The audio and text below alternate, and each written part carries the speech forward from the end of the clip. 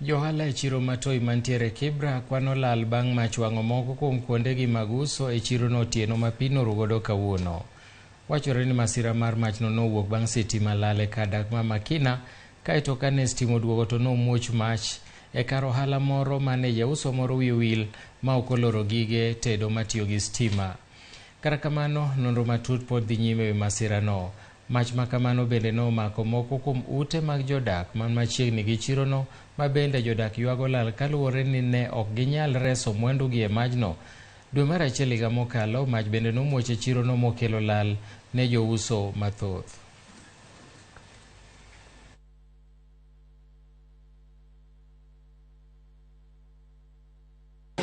Moto tumeambiwa imeanza kuanzia stima zilipotea.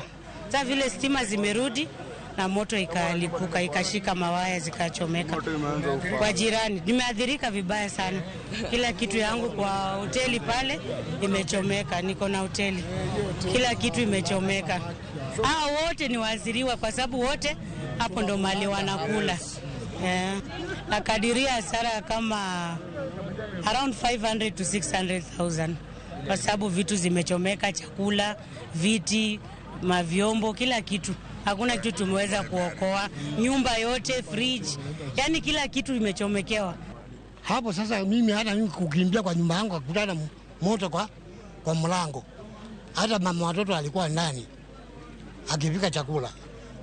Pia naye nilikuja naye kwa mlango. Hakuna kitu limeshikwa kwa hiyo nyumba. Hivi ninavaa nguo zangu hivi ndio niko hivyo.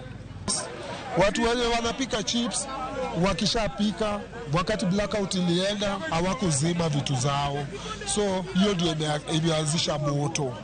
So we cannot blame Kenya Power. Kitu ingine tunashukuru sana wazima moto, wameweza kufika haraka, wameweza kuokoa at least. Leo watu wa Kibra Makina tumeona at least watu wa zima moto wamerespond haraka sana. So moto imeanzia tu hapa. Hata leo sikufungua, lakini nimekuja nikapigiwa simu nikaambiwa kibanda inachomeka. Mimi kukimbia kukuja nikapata kila kitu. Hakuna kitu nimeokoa. Nimepata kila kitu kimechomeka na nimepata hasara kubwa sana hapo.